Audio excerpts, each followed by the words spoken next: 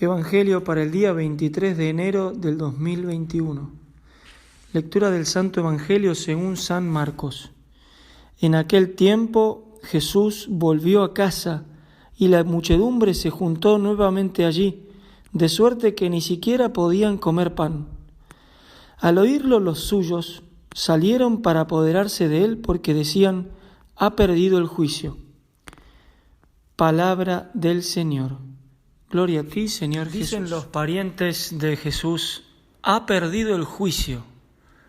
Por más que nos repugne escuchar estas palabras sobre lo que pensaban los suyos de Jesús, no deja de ser verdad este hecho repugnante.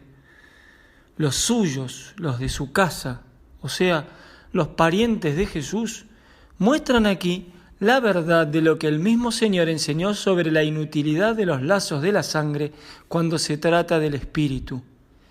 Dice nuestro Señor en el Evangelio de Mateo: he venido en efecto a separar al hombre de su padre, a la hija de su madre, a la nuera de su suegra, y serán enemigos del hombre los de su propia casa. Más adelante en el mismo Evangelio de Mateo leemos: se escandalizaban de él, pero Jesús les dijo: un profeta no es bien recibido en su país ni en su familia, y no hizo allí muchos milagros a causa de su falta de fe. Comenta Monseñor Strobinger: he aquí el gran misterio de la ceguera, obra principal del demonio, padre de la mentira, y cuyo poder es el de las tinieblas. Los suyos, su familia, sus parientes, veían lo admirable de su sabiduría y la realidad de sus milagros, y en vez de alegrarse y seguirlo, o al menos estudiarlo, conocerlo, se escandalizaban.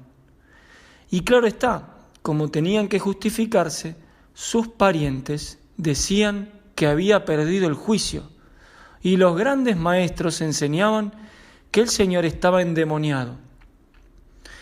Por esto es que el Señor hablaba en parábolas, para que no entendieran sino los simples, aquellos que realmente se convertirían.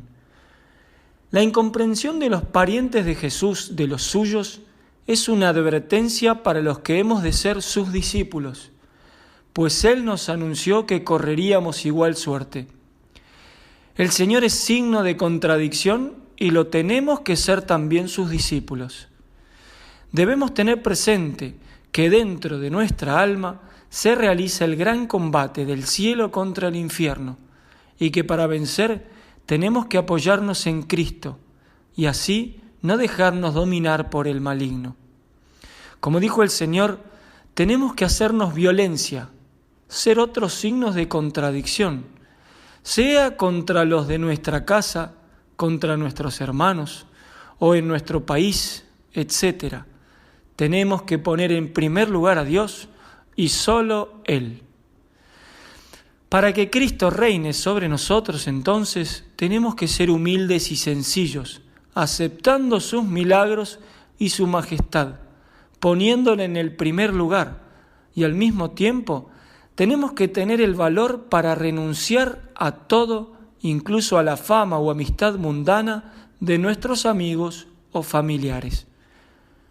La historia de los parientes de Jesús, la historia de los suyos, termina, al menos en lo que aparece en la Sagrada Escritura, con una frase de los Hechos de los Apóstoles que nos consuela y nos muestra su conversión.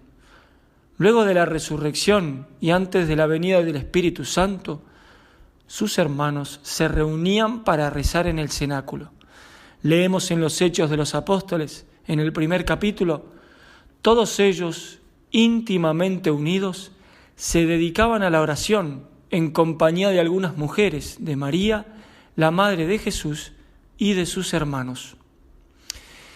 Que María Santísima interceda por nosotros para que acojamos con humildad la salvación que nos quiere comunicar su Hijo, nuestro Señor Jesucristo.